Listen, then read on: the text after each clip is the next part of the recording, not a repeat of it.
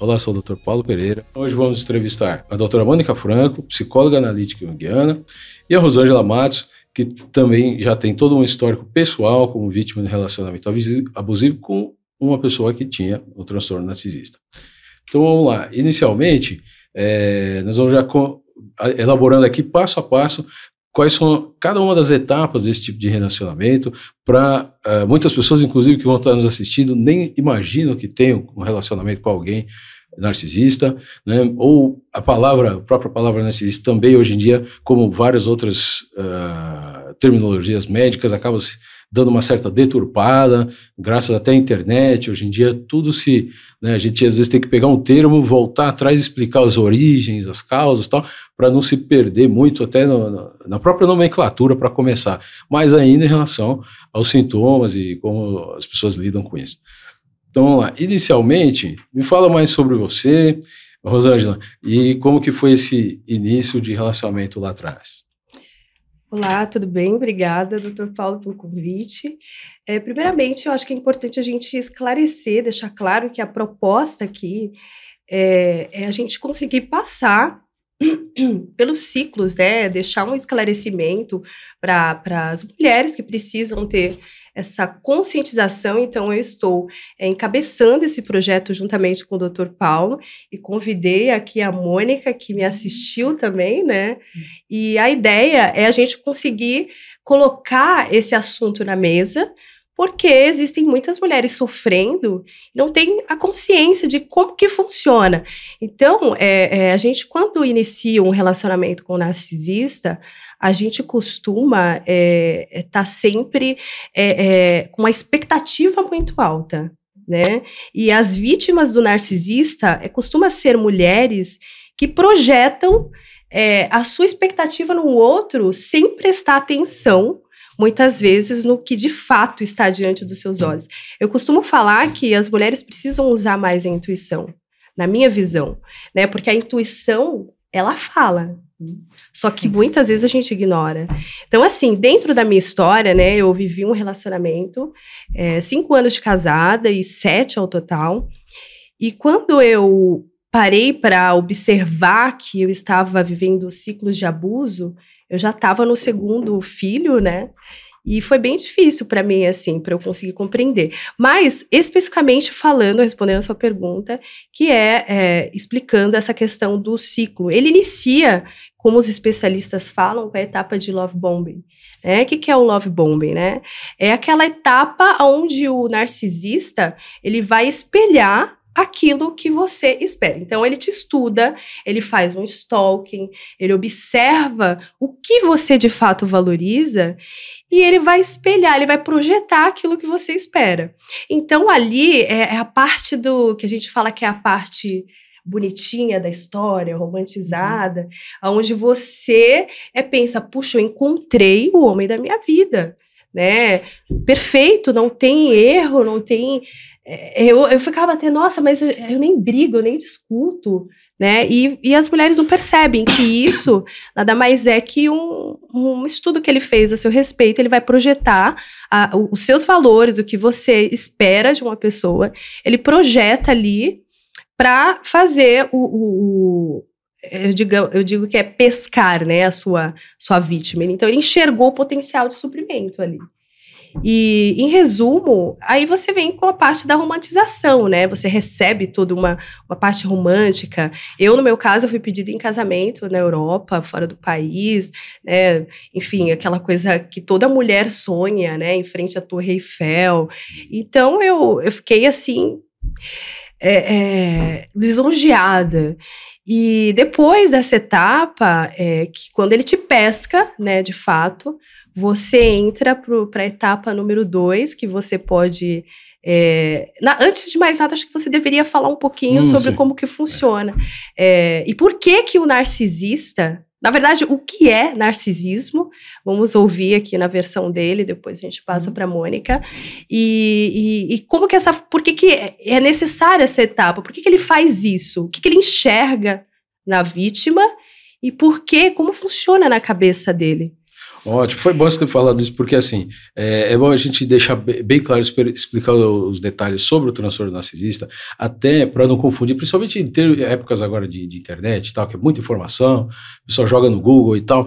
Por quê? Primeira coisa que alguém, quando olha para a palavra narcisista, ela pode pensar em duas situações totalmente diferentes, porque a palavra narcisista tem dois narcisismos. Então eu acho, é bom a gente já categoriza e explica direitinho. Tem aquele senso comum da palavra narcisista, que a pessoa narcisista, assim, aquela que fica olhando no espelho o dia inteiro, na academia, tirando selfie, né? Essa coisa mais egóica, no sentido de essa autorreferência excessiva e tal, e não tem nada a ver com o transtorno narcisista. Então é importante a gente separar bem. Então, de repente, a pessoa caiu de paraquedas aqui.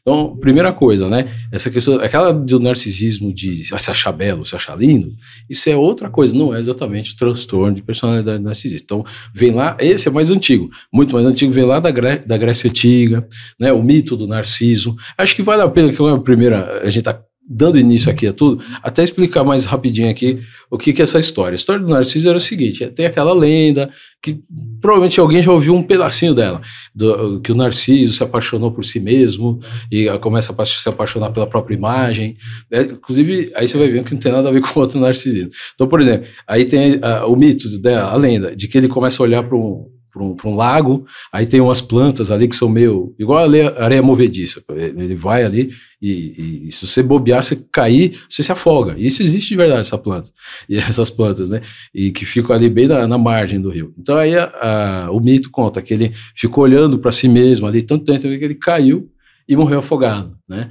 E realmente no passado tinha muito isso, ainda existe essa planta de verdade. Tem a história do próprio Júlio César perdeu um amor assim, a pessoa caiu e morreu afogada lá. Então realmente até começou com um misto de realidade e fantasia, né, mostrando até onde a pessoa chega, fica tão apaixonada por si mesmo que literalmente morre por isso.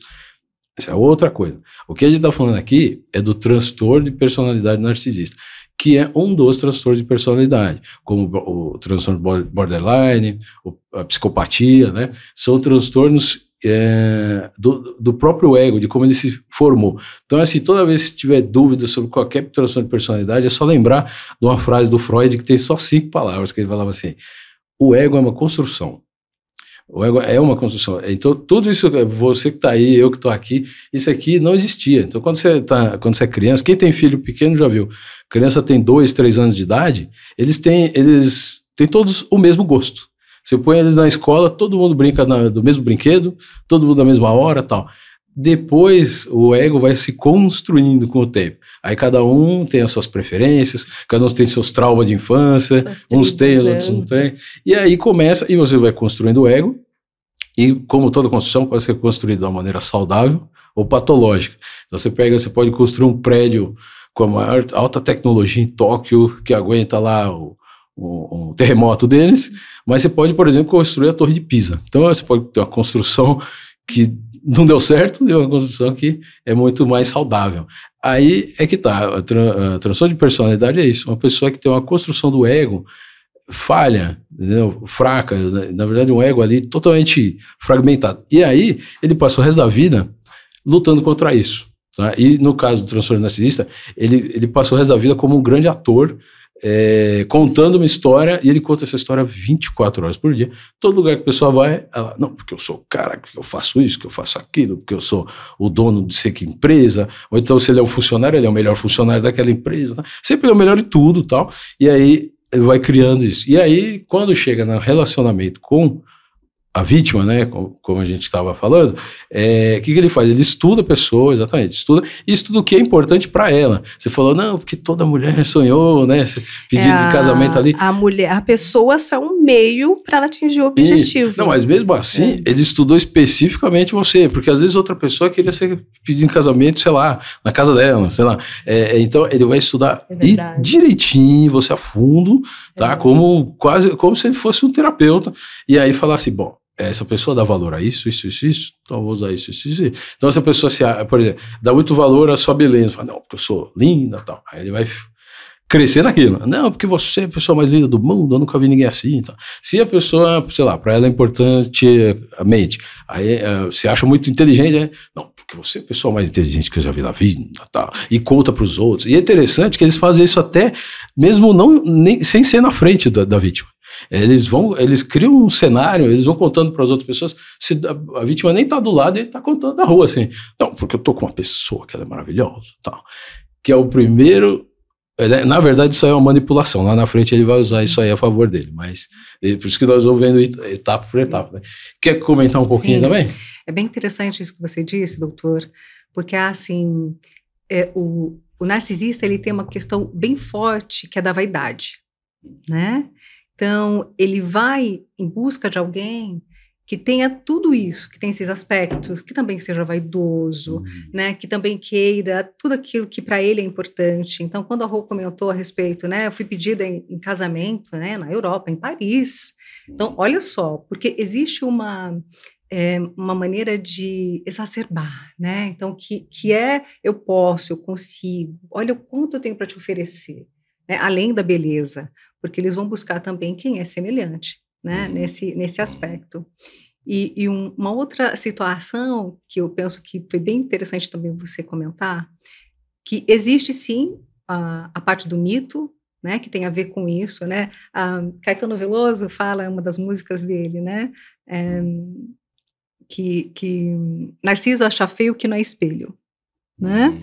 Então, que é isso, o quanto você se espelha mesmo, porque você está vendo a sua própria imagem. E como não cultuar isso? Então, a pessoa com quem ele se relaciona tem que vir direto, então tem que isso, você é o melhor, você é o mais lindo, você é o poderoso, né? Você me satisfaz, e por aí vai. Então, essa sedução que existe no relacionamento, que é uma sedução muito grande, a pessoa que está envolvida nisso, ela não percebe, né? Porque ela também está espelhando nesse primeiro momento. Né? Eu tenho tudo isso e um pouco mais para essa pessoa incrível.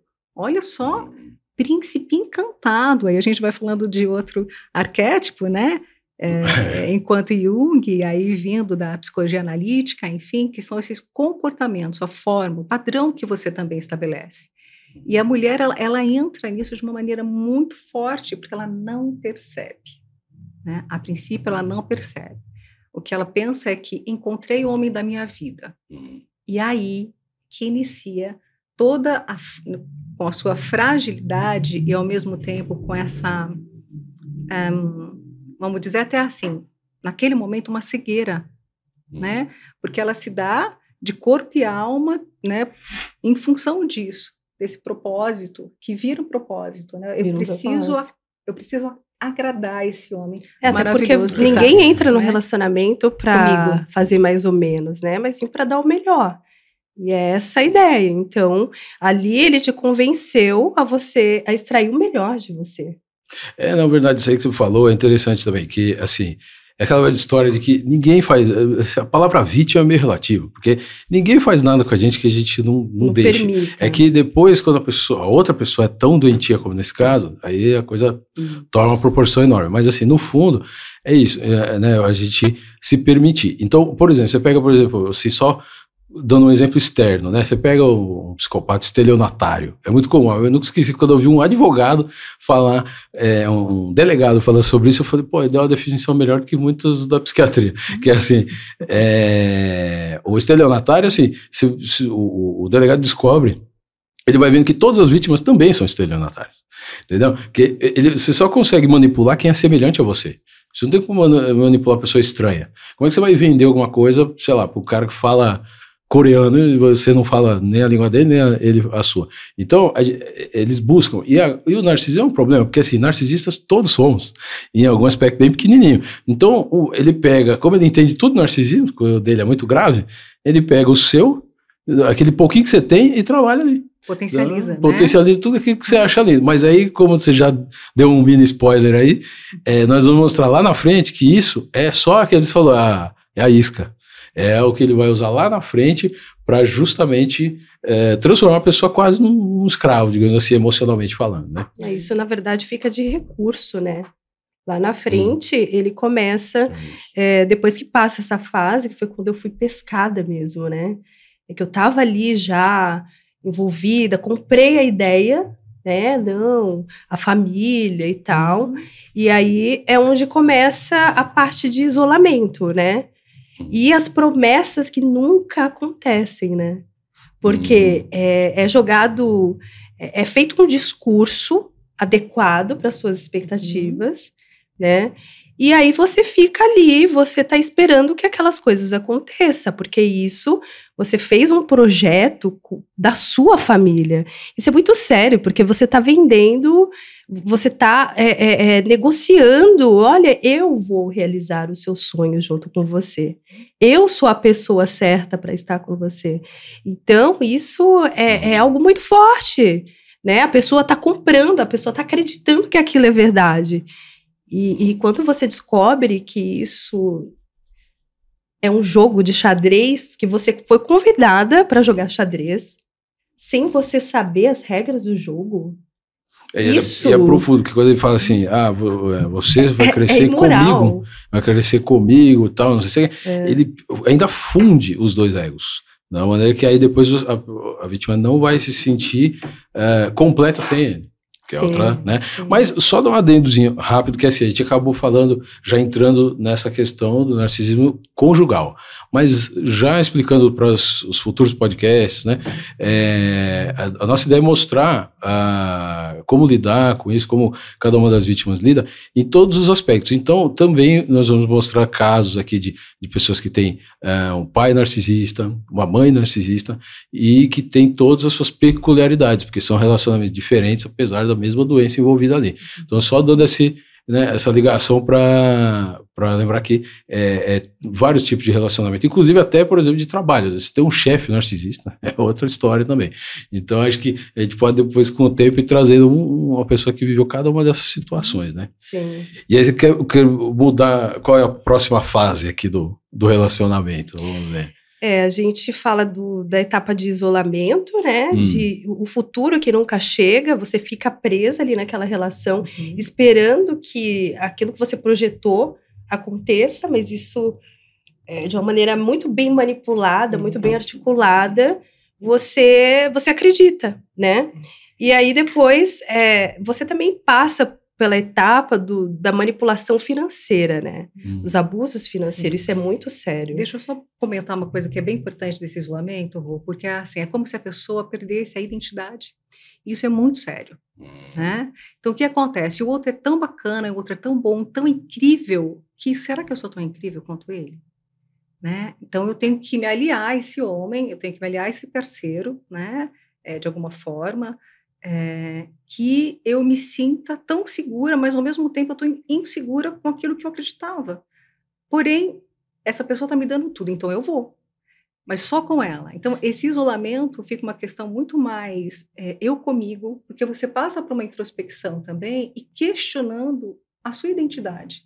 O que eu sou, o que eu faço, o que eu consigo, porque você está tão colada a essa vaidade, né? Esse outro que te dá tudo, que é isso, é meu espelho, então eu tenho que ser exatamente o que ele quer. Quem sou eu? Né? Então, aí é a primeira questão desse isolamento, eu comigo, eu com a minha alma mesmo, né? E isso é muito sério. Essa tendência a gente tem o tempo todo, né? A gente tem essa fragilidade, vulnerabilidade muito presente, porque assim, a gente, aquela coisa que eles falam da música lá, a gente gosta daquilo que é como a gente, né? Então você vê hoje em dia essa coisa polarizada, tal, política, que aqui é de um polo, só quer ver gente daquele polo, e vice-versa. Então, e com tudo, todos nós somos assim um pouco. Por exemplo, amizade, né? Eu gosto daquele cara, por quê? Porque ele é como eu. É por isso, no fundo é vaidade. Sim. Entendeu? Você nunca vai adorar uma pessoa que ela não tem nada a ver com você.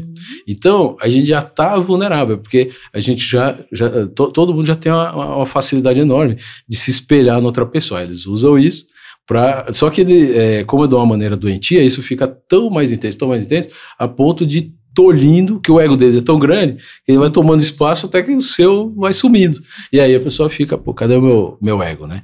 E é uma grande dificuldade. É o que a gente vê num outro transtorno paralelo, como o da personalidade borderline, né? Então, é uma pessoa que também ela fica meio sem, cadê meu ego? Cadê eu? Depende dos outros, então ela fica naquela carência, precisando. E o narcisista, ele manipula a outra pessoa para que ela fique assim, né? E dependente. Quase ali, dependente. Né? Você se afasta de muitas pessoas para viver em função daquela relação, né? Porque você entende que essa pessoa tá fazendo tudo por você, então por que você não vai entregar para ela? E aí, quando você fica nesse isolamento, você, além de se sentir muito sozinha, você só tem uma única pessoa para ouvir. Quem é essa pessoa que você vai ouvir? É o próprio narcisista. E o que ele vai te falar? Obviamente, tudo que ele tem de objetivo para te manipular, né? Então, você fica uma presa fácil, né? E essa dinâmica, ela vem acompanhada de vários abusos. Os abusos, eu costumo falar que eles são bem sutis, né? Você não observa, mas você sente que tem uma coisa errada. Porque, assim, o que ele faz, né? Ele, um dia, é o jogo do morde-a-sopra. Não sei se você já ouviu falar. Um dia ele te dá uma coronhada, no outro dia ele te faz massagem, faz carinho, ai, você é linda, não sei o quê. E aí você fica confusa, porque você não entende o que está acontecendo. Você fala, mas peraí, ele faz isso. Então eu comecei a entrar numa observação, quando eu comecei a observar, falei, nossa, mas se fala isso, se faz o oposto, mas o que é isso? Então a vítima fica completamente perdida. E aí é onde ele entra e começa a usar as técnicas chamadas de gaslighting. Que é o gaslighting? É a prática de confundir a vítima. A vítima fala, mas eu tô louca, imagina, esse homem é perfeito. Mas, puxa, ele fez isso. A errada sou eu, né? A errada sou eu. Não, e o pior que ele fala, assim, você nunca assume os seus erros. Ou seja, tudo que é ele, tudo que é a atitude dele, ele projeta em você, ele faz você acreditar que você é uma péssima pessoa. Só que aí entra a questão, né, que eu sempre falo. Quando você... A Mônica me ajudou muito nessa fase de autoconhecimento. Então, quando você tá nessa linha, você já começa a saber quem você é. Mas peraí, eu não sou essa pessoa que ele tá falando, né? Por que eu tô nessa situação? Poxa, calma aí. Essa relação não tá me levando a lugar nenhum. E aí você fala, não, mas ele, né, eu sou casada e tal, né? Ah, mas eu vou realizar o projeto tal e tal, né? Então você fica preso nisso daí. E dentro desse processo, também ocorre que o narcisista, uma característica forte é ele ser um controlador, né? Então assim, ele passa a controlar tudo, querendo dizer assim, não, você está livre, mas ao mesmo tempo ele está controlando absolutamente tudo. Quando eu caí em si, eu falei, gente, eu não sei nada, eu não estou controlando nada, eu construí, eu estou fazendo uma construção e eu não tenho acesso a nada. E aí é quando eu começo o quê? O tratamento de silêncio. Você começa a reclamar, ele fala, não quero brigar. E ele fica em silêncio. E você sofre. É o momento que você começa a sofrer. Você fica ali, o que tá acontecendo? Mas não é possível. Moral da história. Conclusão. Você tá passando pelo ciclo de abuso e você tá começando a querer despertar, mas ao mesmo tempo você tem dificuldade, porque eu não tinha conhecimento nenhum do que era de fato psicopatia, como que funciona os processos ciclo de abuso. Eu vim entender isso quando eu tentei sair da relação. E daí eu já tinha feito muita coisa para ajudar o narcisista a atingir o objetivo dele, né? Enfim, esse foi um momento que eu vivi que foi muito difícil, assim, na relação. Esse período aí do morde-a-sopra, né, é bem o mecanismo principal, talvez, aí, de como que ele né, manipula a outra pessoa. Sim. Mas e por que funciona, né? Por que é tão eficaz, né, esse morde-a-sopra? Porque, no fundo, todo mundo quer ser amado, entendeu? E a gente aprende isso quando você é um bebezinho no colo da mãe e todo mundo fala, sorri pra tia, e a criança não sabe nem que ela existe, ela já aprendeu que se ela sorrir, todo mundo vai sorrir também. Aí depois ela vai aprendendo que fizer isso aqui, fizer aquilo, tal. E aí a gente passa o resto da vida aprendendo, né, socialmente, como agradar as outras pessoas, etc. Todo o caso do relacionamento, o que acontece? Essa enaltecida inicial que a gente tava falando, fala que a pessoa é incrível, pra quê? É porque a outra pessoa, toda essa descarga de noradrenalina ali que deu, que, nossa, adorei você né, a outra pessoa dizer isso de mim, né, falou que eu sou incrível, tal. Então você vai querer aquilo o resto da vida. Aí a vítima fica o resto do tempo tentando voltar naquele ponto. E aí é que eles usam isso. É por isso que funciona. Porque ele te coloca lá em cima e depois fala assim, ó, você quer ser tratado daquele jeito? Você vai ter que fazer exatamente o que eu quero. Nisso é parecido com o psicopata. Os psicopatas usam muito isso, principalmente os na política. Então você pega assim, o psicopata que todo mundo conhece, o Adolf Hitler. O Hitler fazia o seguinte, a maioria desses grandes políticos semelhantes, né? O que eles fazem? Eles pegam uma pessoa, porque assim, ninguém faz nada sozinho. Então ele precisa ter um monte de pessoas abaixo dele, ministros, etc., que fazem o trabalho, muitas vezes o trabalho sujo para ele. Então o que você faz? Só que no meio do caminho você vai obrigar as pessoas a fazer coisas tão horríveis que elas não vão querer fazer. Então qual é a sacada do psicopata? Ele pega a pessoa, coloca lá em cima e dá tudo que ela quer. Então quer dinheiro, dá dinheiro, quer, não sei o que, o cara é um cara que quer mulheres, dá um monte de mulher para ele, ele vai dando tudo que a pessoa quer. Aí quando ela acostumou, aí ele começa a pedir as coisas. De todos esses grandes psicopatas, assim, ele chega lá por isso, agora você vai mandar só 2.000 pessoas para câmara de gás. O cara que não vou fazer. Se você não fizer, eu vou tirar isso. Exato. E aí ele já, né, essa ameaça, o narcisista usa o mesmo sistema. Então ele faz um monte de coisas boas para você, te coloca lá em cima e depois fala, você quer que eu sempre te trate assim, né? O mais interessante é que ele nunca mais vai tratar a pessoa assim. Então isso é uma outra mentira que ele faz. Depois, lá na frente, a vítima vai perceber isso, que ele nunca mais vai. Não existe essa pessoa. Ele só criou aquela imagem mental para que a vítima fique buscando. É literalmente uma escravidão psicológica. Então você quer que eu te trate daquele jeito e tal. E esse tratamento de silêncio também funciona muito bem, porque a maioria das pessoas acha que o contrário do amor é o ódio. E não é. O amor e o ódio são duas emoções, duas paixões. O contrário do amor é a indiferença. Se você quer destruir alguém, é só ser indiferente, porque a própria autoimagem da pessoa, ela vai sofrer com aquilo. Então, o narcisista usa isso. Ele vai pegar, te colocar lá em cima e tal, e depois ele vai, com essa indiferença, esse tratamento de silêncio, fazer você ficar lá desesperado procurando. Mas cadê aquela tensão? Onde é que eu tô errando? Eu quero voltar naquela no love bombing, cadê, né? Você fica, né? Gera um destoamento gigante. Enfim, e aí nesse processo, então pegando esse gancho, eu fui pedida em casamento em Paris, né? Quando eu estava retornando da viagem, eu me lembro que a gente perdeu o avião, né? O voo que ia para Portugal, porque eu estava em Portugal. E aí ele disse assim, olha, você vai lá e resolve, porque a gente tem que pegar outro voo. E eu, como falava inglês, né, ele não falava, então eu cheguei no balcão, conversei e tal, a moça pegou meu cartão de crédito e passou as 2 passagens do meu cartão. Em euro, você paga lá na Europa, não existe esse negócio de parcelar, né? Lá você paga na lata. E aí, o que eu fiz? Fui lá, a moça passou no meu cartão, na verdade era para passar o dele, né, no cartão dele, e aí ela pegou e passou tudo. Eu falei, beleza, depois, né, eu falo com ele e tal. E aí, quando eu cheguei, que eu fui falar, né, fui explicar, olha, a fatura chegou e veio um valor altíssimo, né, não estava dentro do meu orçamento aquilo. E aí ele disse, mas essa conta não fecha. Eu te levei em Paris, te pedi em casamento e você ainda quer que eu pague? Ué, calma aí.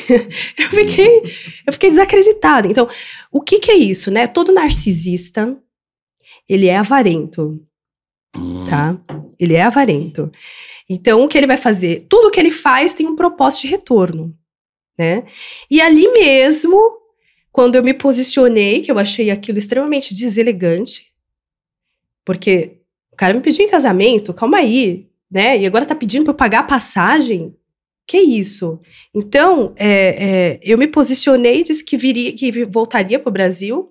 E ali mesmo, ele pegou... Aí ele já começou a usar as ferramentas, que é a ferramenta que fala que é de desvalorização, que já é a próxima etapa. O que ele fez? Ele pegou tudo o que eu confidenciei, né, sobre minha história de vida e tal, porque ele extrai essas informações de você com muita facilidade.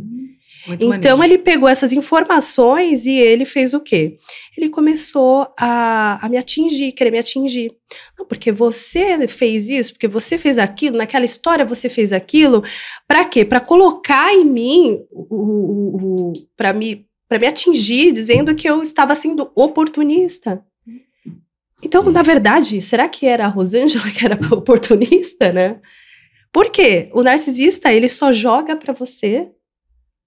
o que ele tá falando de você é o que ele é, de fato. Sim. Então, e aquilo, comecei a achar aquilo um absurdo. Eu falei, poxa, acabei de ser pedido de casamento. Então, uma pessoa já com o radar ligado, sabendo como funciona um narcisista, já teria se ligado na hora. Na hora, peraí, calma aí, isso aí tem uma coisa errada aí, entendeu? O cara tá me atacando, acabou de me pedir em casamento. Porque não tem amor. Primeiro, o narcisista ele sente inveja. Ele é um invejoso patológico. Então, ele teve inveja porque ele se sentiu reduzido por ter que pedir para eu falar as coisas para ele, porque ele não falava o idioma. Se sentiu ofendido porque eu fui cobrá-lo, né? Então, assim, e aí o que ele vai fazer? Ele vai devolver para você. Ele não aceita ser reduzido. Ele quer ser admirado, ele quer ser respeitado, né? E pronto, você tem que adorar, ele é um deus. E deixa eu só fazer um comentário que acho bem pertinente. Quando a gente fala da fase do silêncio, do silêncio, né, pegando esse gancho com o que você está dizendo agora, o silêncio, ele te causa uma curiosidade no sentido assim, o que eu fiz para merecer isso, né? De que maneira? A culpa, ela vem de uma forma, assim, trator na sua vida. Então, você passa a tentar identificar qual foi a atitude que você teve para aquilo, né? Então, quando o doutor fala sobre a indiferença, de fato, você quer fazer mal a alguém, seja indiferente com ela, né? Porque, assim, o que você faz, não faz. O que é você, Rosângela? O que você está falando? Você falou comigo? É bem isso. Aí você olha e fala, isso aqui é uma porta, né? Não tem mais sentido, né? Mas a mulher com que ele está é o homem que eu escolhi. Então, é uma confusão mental muito grande. Muito absurdo. E quando você comenta sobre isso, da questão financeira, então, é uma forma de atingir que, além dessa vaidade, né? Além desse todo-poderoso, é assim, eu tenho dinheiro, você não. Você tem o quê? Você fala inglês? Falar inglês não fala, né? Se eu quiser aqui um tradutor aqui no meu celular, coloco. Mas já que você está aqui, você não sabe falar, né? Vai resolver. Então, assim, não existe nada de delicadeza quando passa, né, da primeira fase. A pessoa, ela quer realmente dizer que ela manda na relação. E você tem que obedecer. Né? Então, ok, você foi pedida em Paris, super chique, né? De novo, o príncipe encantado. E aí você está vendo que tem conta para pagar, mas como é que a gente divide isso, né? De que forma?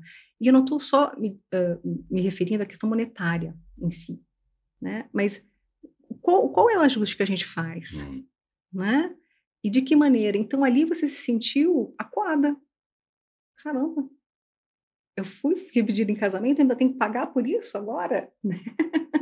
Tem conta que fecha, né? Ou não? Isso que eu ia falar, essa questão financeira, né? E essa questão do jogo de poder, né? Essa questão do jogo de poder. Sim. E aí, como o Jung falava, né? Onde há disputa de poder, não tem amor. Onde tem amor, não tem disputa de poder. Nunca vai existir os dois juntos, um é a sombra do outro, que ele falava, né? Então, e é batata mesmo, realmente. Você pode pegar qualquer ambiente, você vê que as pessoas estão disputando poder, elas não se gostam, e vice-versa. Quem se gosta não tá nem aí se tá mandando ou não na outra, né? Não faz isso. E por que entra essa questão de financeiro? Porque assim, o narcisista não é que ele gosta de dinheiro, não. É que o dinheiro é o meio para o poder, entendeu? É o meio mais fácil do poder. para tudo, né? Hoje em dia, no mundo que a gente vive, se você tiver o dinheiro, você consegue praticamente tudo, digamos assim.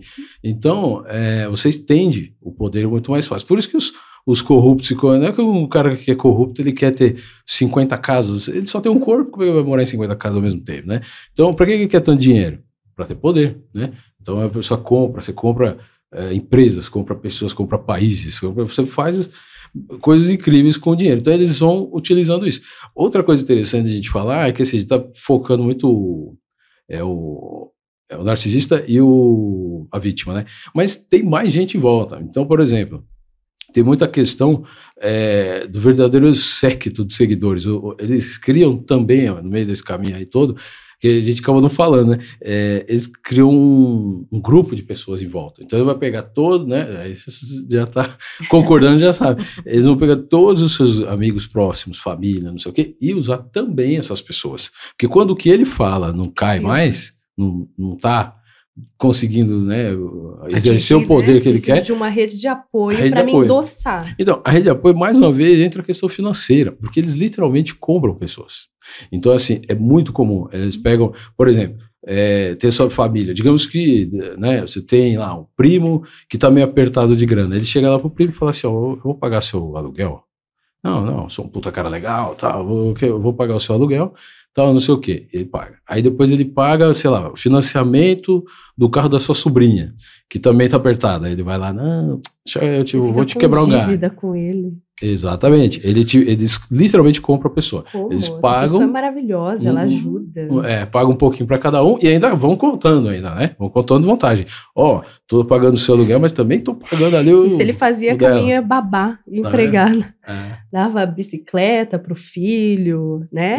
A mulher, no final mesmo, quando eu tava assim, a mulher, ela passava todas as informações da minha vida pra família. Não, e não é só. Né, bom, isso também é nessa dinâmica. Uma vantagem para eles também. Mas, na verdade, eles compram as pessoas em volta para fazer o próprio gaslighting. Porque o gaslighting, assim, como toda mentira tem perna curta, chega uma hora que você não vai acreditar mais naquela história dele que ele tá contando. Então, o que ele vai fazer? Colocar todo mundo. E o nosso cérebro, ele é treinado para identificar padrões o tempo todo. Então, por exemplo, se toda vez que você sai na rua você vê um carro de tal modelo, eu falo, nossa, o que está acontecendo? Esse carro está vendendo muito, ou todo mundo quer ele. A gente pega, né, padrões rápido, né? Cada profissão tem o seu. A gente está acostumado com o cliente, a gente já sabe, né? A gente que já é mais macaco velho assim, eu brinco que tem paciente que, pelo jeito que ele entra na porta, eu já sei a doença. Aí eu tenho que fazer a consulta para disfarçar, porque a gente que você vai pegando feeling. Sim. É igual o policial que sabe que é cidadão de bem e que não é, né? Então ele parou o carro do lado dele assim, ele vai conversar, o tom de voz ele já vai sabendo que ele tá lidando. Já tem um radar. Todo mundo, o lojista que tem uma loja há 20 anos, o jeito que a pessoa sabe, ele sabe se a pessoa vai comprar, se não vai, né? Ele vai ter esse feeling. E aí, mas por que eu tô contando essa história? Porque é assim, o nosso cérebro identificando padrões, a gente fica assim, peraí, se meu primo, minha prima, minha sobrinha, não sei o quê, tá falando que eu tô viajando na maionese aqui de reclamar dele, então eu tô errado. Esse é o grande lance do gaslighting. Porque o gaslighting funciona ali no tete a tete, dele para a vítima. Mas chega uma hora que não cai mais a conversa, ele começa a usar as outras pessoas. É a triangulação, né? Sim. E aí é um monte de gente. Você imagina, às vezes você tem 10 amigos, 10 familiares, são 20 pessoas falando na sua cabeça que você é maluca, histérica, não sei o que e tal, não sei o quê. E aí aqueles já começam a jogar. Você vai se tratar e tal. Sim, e aí eles invertem. Porque doentes são eles. Eu ouvia. Só para complementar, pegar esse gancho, eu ouvia, assim, de funcionários que eu tinha que me tratar. Tá louca, né? Tá louca, entendeu? Então, assim, eu falava, gente, mas por que essas pessoas estão falando isso pra mim? Eu não tenho nenhum problema psíquico, não tomo medicamento nem nada. Então, assim, é exatamente isso. Ele é a pessoa equilibrada e você é a louca.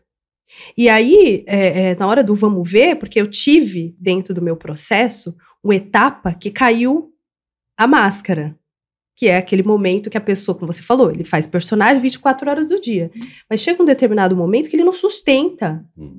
E, infelizmente, esse narcisista, numa determinada situação, ele revelou o caráter dele.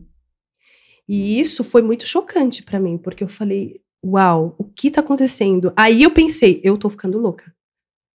Eu não acredito que eu tô ouvindo essas palavras. Não, e você pode ficar, eu não acredito que eu tô ouvindo, é justamente a dissonância cognitiva. Dissonância cognitiva. É o que acontece com todas as pessoas que manipulam tanto, que o dia que ele deixa de manipular, a pessoa quer continuar acreditando. Acontece com os políticos o tempo todo. Eu vou ser preso aqui, mas assim, o político vai fazer. Ele mente. O dia que descobre, né, a máscara dele cai, você que gosta dele, você vai continuar falando, não, tá, é dissonância cognitiva. E eles fazem exatamente isso aí. Vão falar, não, mas não é possível, não, mas ele é um cara legal. E não sei o que e tal. Então, é uma loucura muito grande. Então, o mais interessante, sim, eles desacreditam, né? Faz todo mundo acreditar que você não está com juízo bom, etc. Mas o pior de tudo, né? Além de todas as outras pessoas, é você não acreditar. Porque o grande antídoto, né? Que a gente se propõe aqui de ajudar as pessoas que são vítimas disso, acho que assim, as primeiras coisas que a gente pode plantar na vítima, de explicar para ela começar a sair disso, é assim, tudo vem de dentro de você. Então, você, o que você falou, vai fazer a terapia, não é nem para descobrir a outra pessoa, mas é para descobrir si mesmo, descobrir qual é o seu valor, tal, porque a pessoa te deletou tanto o seu ego que você acha que ele não existe, mas ele existe, está lá. Sim. Né? Então a pessoa voltar a se achar mesmo. Ele foi sequestrado, né? Isso. Ele passou por um sequestro. Vamos dizer até, né, pegando esse gancho que eu achei bem interessante também, o processo de terapia, na realidade, é um grande convite de coragem e de amor próprio, né? Então, o que o doutor está comentando é exatamente isso. Quando eu olho para dentro, né, eu consigo ter essa visão mais amplificada, né? Tem uma frase do Jung que eu amo, que ele fala assim, quem olha para fora sonha, quem olha para dentro desperta. E esse despertar, a gente inclui todas as coisas. Então, quando a Rô comenta, né, assim, que ela começou a perceber, mas quando ela olha para aquela pessoa que você também idealizou, né, e se identificou, quando ele diz, ou revela, né, doutor, de alguma maneira, dessas mentiras todas, porque a pessoa, ele não consegue sustentar isso por tanto tempo, mas ele precisa ter toda essa cadeia, né, social e de quem convive com ele para sustentar todo esse poder. Quando você, que é a pessoa que convive, começa a falar, opa, parece que ele está admitindo. Aí você fala, não, será? Essa confusão vem de novo, né? Então, assim, por que eu não saí disso mais tempo? Mas como que eu vou sair? E agora sou dependente dele, financeira. Você fica mais perdida que cego e tiroteio. Você fica. Mas fica perdido porque você acha... Esse é outro erro grande que as pessoas fazem com o narcisista e com o psicopata. Achar que ele pensa igual a você. Eu canso de falar para você, eu vou lá, vou botar o dedo na cara dele e falar, olha que absurdo. Meu, se você fosse... dando exemplo, você chegasse no Hitler e falar, olha o que você fez, ele ia rir de sua cara. Não funciona. Não funciona, eles não têm sentimento. Não tem, mas é por causa disso que a máscara cai. Porque a máscara não cai porque eles não conseguem sustentar a mentira. Não, eles são bons mentirosos, mentem o resto da vida. Mas só tem uma coisa que eles não sabem fingir. Eles fingem tudo. Só não tem uma coisa, empatia. Isso. Eles não conseguem fingir de jeito nenhum, não processa, entendeu? Não faz parte do funcionamento fisiológico deles. Até existe, né? Neurologicamente falando, as amígdalas, que não essas, mas essas que tem outras duas aqui, as amígdalas são aquelas que disparam. Por exemplo, chegar alguém aqui assaltar a gente, as nossas amígdalas vão disparar e a gente vai ficar naquele sensação de fuga ou luta, etc. Eles não têm essa empatia. Então, aí é que a máscara cai, porque tem situações que, se você não demonstra empatia, fica muito estranho. Fica totalmente antinatural, entendeu? No convívio do dia a dia, eu tinha situações que era assim, por exemplo, eu tava com um problema, né? Aí eu chegava e queria compartilhar daquele problema. Puxa, essa situação assim, assado, na minha visão, eu penso assim, o que você acha? E eu não conseguia receber uma resposta que pudesse preencher, sabe? Aquele momento, uma palavra de incentivo. E aí eu me lembro de ouvir, o que você quer que eu te diga? Ele foi honesto nessa hora. O que você quer que eu te digo? E sempre eu era a errada. Detalhe. Eu nunca, por mais que eu tivesse o que eu estava trazendo, colocando na mesa, o discurso, eu tivesse totalmente lógica aquilo que eu estava falando, Mas para ele sempre me colocava como errada. Então eu falava, nossa, mas será que eu tô errada mesmo e tal? Então, assim, não existe empatia, zero empatia. E detalhe, ele blefa e ele rouba todos os teus sonhos. Então, assim, eu vou dar só um exemplo. Eu falei assim, eu vou voltar a estudar, eu vou fazer uma MBA. Eu vou também fazer faculdade. Então, olha, eu acho esse carro tão bonito. Um dia eu ainda vou ter esse carro. Foi lá e comprou o carro. Eu vou fazer uma dieta, né? Depois de ter filho, a mulher sempre quer se cuidar e tal. Fazer dieta para perder essas gordurinhas e tal. E aí, que médico você vai? Passa para mim, eu também vou. Então, assim, o narcisista, ele não tem personalidade. Ele te copia absolutamente tudo. É impressionante.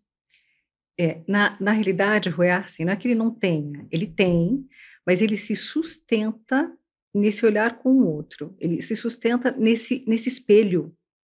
Então, tudo aquilo que é muito bom, não, tem que fazer primeiro. O que você vai fazer primeiro? Que médico você vai? É exatamente isso. MBA? Aqui. Né? Foi. MBA? Então, assim, mas em que lugar que você vai fazer? Não, porque tem outro lugar que é melhor. Exatamente. Né? Então, assim, tudo tem que ser melhor. Tudo que você traz... É uma competição constante. Você fala, puxa vida, mas que é isso? Porque, assim, o que eu entendo de relacionamento, né? É uma troca, tem que estar em equilíbrio, né? A partir do momento, por exemplo, eu entrei na vida dessa pessoa para dar o meu melhor. Então, o que aconteceu? Ao mesmo tempo, eu busquei o ser e não o ter. O ter é consequência de você ser. Eu sempre falo isso. Então, conforme você vai buscando a evolução de consciência, expansão, se aprimorar enquanto ser humano, eu fui elevando, né? E essa pessoa falou, opa, peraí, volta para cá. Eu quero você aqui. Isso. E aí, você dá, entrega, e vem junto. A pessoa não vem junto, a tendência chega uma hora que você fala, puxa, esse negócio não é pra mim, que é o que acontece. Assim, muita gente demora para entender, mas minha personalidade é basicamente assim, entendi, montei o quebra-cabeça, acabou, pulei fora na hora, entendeu? Então, o que ele faz? Ele quer controlar. E aí, dentro desse processo, o narcisista, ele não aceita perder, né? Ele quer... Você é um objeto, você é uma aquisição para ele. Como ele não tem sentimento, você não passou de um meio para ele atingir aquele objetivo. Então, ele não aceita, e aí, no meu caso... O narcisista, ele tentou suicídio, até para você ter ideia. Ele simulou, né? Ele dramatizou um suicídio. E lá, ele chegou dizendo que havia tentado suicídio porque eu não queria mais ficar com ele.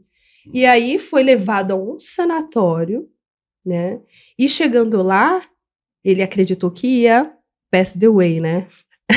Que ele ia partir. Foi quando ele... começou a escrever para mim de lá e revelando quem ele era. Eu falei, bom, então ele dizia coisas assim, eu sou um psicopata, eu vivo de enganar pessoas, e se Deus me der uma mulher como você, eu vou fazer de novo, porque eu não consigo amar ninguém. Ele admitiu dizer que não consegue amar ninguém. E eu falei, uau, que pesado, isso foi muito pesado para mim. Né? Então, mas isso aí já foi na etapa final, que é a etapa que eles chamam de... descarte? Não, a etapa final é essa daqui, ó, deixa eu só ver aqui. Hoovering. O Hoover é tentar trazer você de volta, porque eu já tinha saído. Então, ele quis trazer eu de volta para o ciclo de abuso, mas aí ele trouxe, porque foi muito sério. Só que aí ele vai fazer pior. Isso. Porque ele quer descartar, ele não quer ser descartado. No caso, eu saí fora. Então, ele disse, não, eu tenho que dizer para as outras pessoas, né, o ego não aceita, que eu descartei. Então, foi uma história extremamente pesada para mim, assim, imagina, depois que eu dei mais um voto de confiança, porque eu fui manipulada, você ainda levar uma facada dessa, né? E aí chega essa fase essas fases finais, né, e que a pessoa começa, aí ela tentar primeiro recuperar, tal, colocar a outra pessoa para baixo, tal, e aí é a hora que já, na verdade, tá meio tarde já demais, tá tarde, porque a pessoa realmente já caiu a máscara ali para você, e muitas vezes até para as outras pessoas que manipulavam em volta, também começa a cair essas máscaras, né, e aí que entra essa fase final, que é a ideia da gente divulgar todo esse serviço aqui, toda essa questão dessa ajuda que a gente se propõe, né, para poder ajudar as pessoas e aí depois que descobriu, realmente estou com uma pessoa narcisista, como que eu vou fazer? Até legalmente, como que você pode procurar um tratamento adequado, porque infelizmente até o próprio diagnóstico do problema, entender a situação, é muito difícil, às vezes pode demorar anos, porque infelizmente tanto a formação dos psiquiatras quanto dos psicólogos, a grande maioria,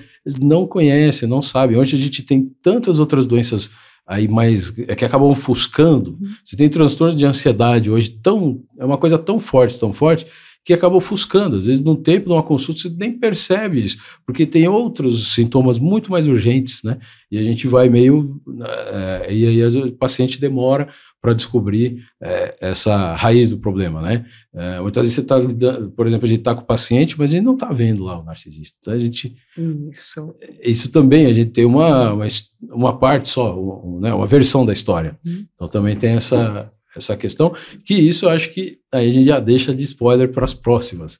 Como que a gente vai poder lidar passo a passo, tanto, né, medicamente, né, toda a avaliação que você deve fazer, toda a questão fisiológica, né, vitaminas, minerais, questão hormonal, dependendo da idade, tudo isso vai estar muito alterado por esse estresse crônico. Então, como você vai medicamente tratar tudo isso? Com o psicólogo, então, o acompanhamento terapêutico, né, como que vai ser todo esse processo e até a questão também legal, né, como judicialmente você vai resolver esse problema, porque essa pessoa não vai querer que você saia do seu radar. Ela não quer sua felicidade, definitivamente. E outra coisa, só complementando, até porque a fase, quando você sai da relação, você entra na fase da campanha de difamação. Então, assim, você pode ter certeza que você é a louca da história, que você, entende?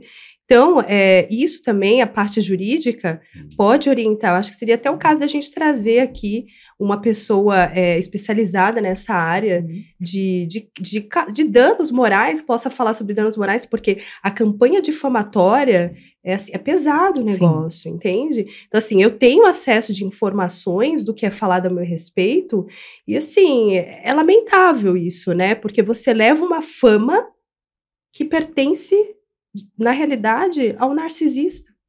Não, e também, assim, na parte de questão jurídica, não só isso, né, essa questão moral, tal, que você falou, mas também como lidar com a situação, porque eles vão continuar perseguindo a pessoa. Eles vão perseguir em tudo quanto é lugar. Eles blefam. Vão querer ir atrás de você. Você quer se relacionar com outra pessoa, eles blefam. Exatamente. Eles vão fazer de tudo para destruir a tua vida. E essa questão persecutória, ela é muito grave, porque é como se você tivesse, né, a pessoa, quem sai, que no caso foi você mesmo, né, Rô? Quem sai fica numa sensação assim, e agora? O que eu faço na minha vida? Para onde eu vou? Né? Como eu vou agir? Quem eu sou? O que tem aqui dentro? Né? O que restou? Porque tem uma coisa da migalha, tem uma coisa assim de... eu me arrastei há tanto tempo, né? E isso a gente fala do tempo, que é uma questão de 1 ano, 2, 3, 7 de convívio, mas tem pessoas que vivem 20 anos, né? Tem pessoas que vivem 2 anos e já percebem. Então vai muito do que você tem dentro, né? Vai muito das suas experiências, dos seus valores, para tentar resgatar isso ao máximo.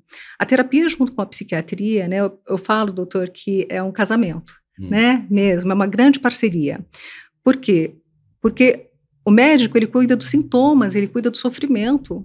Muitas vezes a pessoa não consegue sair sozinha, de fato, porque aqui dentro, né, adrenalina, serotonina, noradrenalina, e tantas inas, né, doutora, aí, né, precisam ser acionadas, porque a pessoa foi perdendo tudo isso com relação ao estresse. E a psicologia, ela entra na emoção, na causa. O que teve lá atrás, né? Como a pessoa viveu, como ela está vivendo, quais são os valores que ela pode resgatar, o que existe de ressignificar esses valores e a potência que ela tem. Então, na grande maioria das vezes, né, do tratamento até, eu tenho na clínica mulheres que são incríveis, né, tanto na questão social, na questão feminina, na questão de trabalho, e que vão assim para capacho em relação a essa forma abusiva desse relacionamento, né? Quando o doutor comentou, semelhante atrai semelhante, é claro que, de fato, a gente vai se assemelhar, né? A Cristina Cairo, que é uma pessoa que eu estudo aí há mais de 20 anos, né? Até antes de fazer os cursos com ela fala sobre essa semelhança. E ela fala também, Rô, que foi uma coisa que você disse no início, né, da entrevista aqui, do nosso bate-papo, que é a respeito de o outro só faz comigo o que eu permito. Não existe isso, né, de, então o outro me forçou, o outro... Não, você foi conduzida àquilo. E aí você fala, gente, onde eu tô? Eu falo que o narcisista, ele toca a música e você dança no ritmo. E que ele quer. Eu acho que, assim, o mais importante disso tudo, né, que você está falando, é você reconhecer, de fato, aonde haviam falhas, né, aonde haviam fragilidades, e se responsabilizar por ela. Porque hoje eu tenho outro nível de consciência, e detalhe, quando você sai da relação, escutem isso, mulheres, quando vocês saem da relação com o narcisista, a sua energia que foi sequestrada, ela retorna para você. Por quê? O narcisista, ele suga a tua energia, né? Tanto é que eu vivia doente, a Cristina Cairo fala disso. O emocional afeta muito. Então, a minha potência se voltou para mim, porque o objetivo do narcisista, como eu falei, era que eu ajudasse ele a colocar os negócios da marca que carregava o nome dele em outro patamar. E eu fiz, acreditando que estava fazendo pela minha família, né? Então, ele devolveu para mim isso, e os caminhos se abrem, né? As coisas acontecem, é incrível. E assim, basta uma decisão. Então, acho que escolher ficar no ciclo de abuso é um tiro no próprio pé. Enfrenta o que você precisar. Coloca o pé no chão e diz, sai da frente que eu tô passando, entendeu? É esse o meu recado que eu quero deixar. E enfrentar. E saber, com muita orientação profissional, igual eu tô sendo assistida juridicamente para lidar com isso tudo, é como que você segue. Coloca na mão do advogado e segue tua vida. Que é isso que eu tenho feito. Né? Mas a saúde fica comprometida, sim. E aí vem a Mônica, né, com seu conhecimento, ajudar as vítimas, e o doutor que entra com a parte de medicação. E eu hoje nem precisei de tarja preta, graças a Deus. Não, apenas um estabilizador de humor. Pronto, tá ótimo. O restante, né? Que aí teve a questão hormonal, vitaminas, etc. E tal, toda essa parte nutricional, restabelecer. Para poder restabelecer, na verdade, a vítima inteiramente, em todos os aspectos. Então, fisiologicamente, tá? Toda essa questão médica, questão, né, psicológica e tal, e para o paciente, a vítima voltar a achar essa identidade, que você falou, essa energia vai voltar, e cabe a nós também, os terapeutas, a gente pegar o paciente na mão e explicar para eles, olha, isso vai voltar, você não acredita, mas assim, volta só para todos, assim, porque te tiraram isso, porque outra coisa que ele tem que depois de desfazendo na vítima, é fazer ela tirar isso da cabeça, ela se identifica com o problema. É igual quando o paciente fala assim para mim, eu sou meio depressiva, eu já fico irritado já. E aí eu falo assim, não existe, ninguém fala assim, eu sou meio gripado. Você fala, eu estou gripado. Então quando fala eu sou depressivo, eu falo, não é, você está depressivo. Então tem muitas vítimas de narcisismo que tem lá 20 e poucos anos, 30 e poucos anos, e elas acham que aquele estado lá, frangalhos que está ali, vai ser pro resto da vida. Então é isso aí, mostrar que não tem nada disso. Do mesmo jeito que, às vezes, poucos anos antes será outro, dá para voltar em tudo aquilo. Basta trabalhar isso aí com afinco aí, todo mundo. Né? E acreditar, né, doutor? Acreditar, pedir ajuda. Ninguém sai dessa condição sozinha, né? Então, existe aí, sim, uma assistência, né, dos profissionais da saúde, da questão jurídica.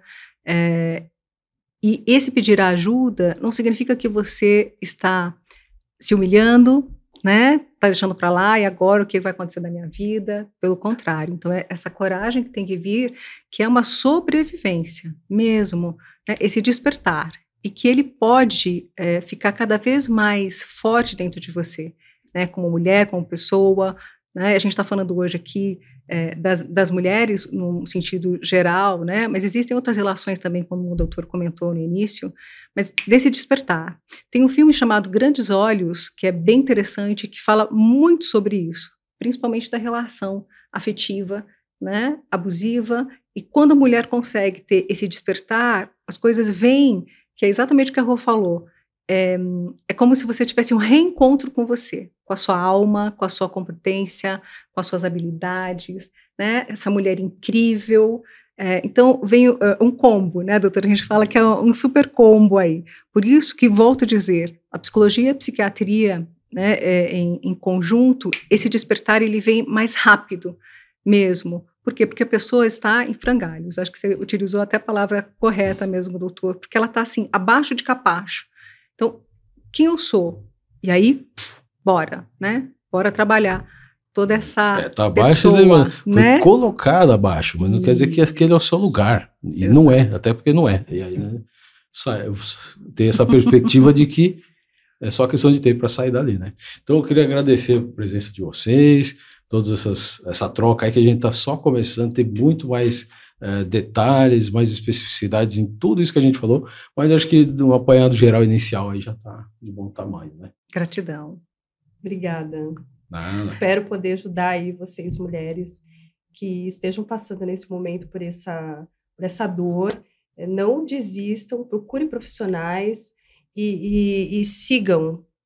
Vai em frente, go straight. Então, pessoal, até a próxima. Nos próximos podcasts, nós vamos entrevistar outras pessoas que tiveram tipos até diferentes de relacionamento, mas seguindo esse mesmo padrão, outros profissionais de todas essas áreas envolvidas, como a gente comentou aqui. Então, siga aqui o nosso canal também no YouTube e no Instagram, que nós vamos estar sempre atualizando e colocando essas novidades, essas novas entrevistas, tirando suas dúvidas e até aprendendo com as perguntas que vocês tiverem, né, o que ficou faltando, que não ficou tão claro, para a gente, nas próximas vezes, explicar aí, não deixar dúvida para ninguém. E você que gostaria de participar, de vir aqui trazer o seu depoimento, né?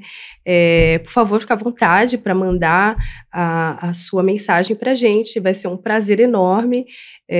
A ideia é que a gente, de fato, consiga ser fator de soma, né, na vida dos outros. E a gente precisa colocar esse assunto na mesa, porque é um assunto que fica muito oculto, e eu acho que as mulheres, a gente deve se apoiar, a gente deve se fortalecer, a gente tem que sim falar esse assunto, propagar, disseminar, porque isso é muito sério, tem muitas mulheres morrendo, né, depressão, vítimas de abuso de todos os tipos, então acho que essa é a oportunidade, isso é a minha missão, e junto com o Dr. Paulo, a gente quer fazer esse trabalho para dar voz às mulheres. E é isso.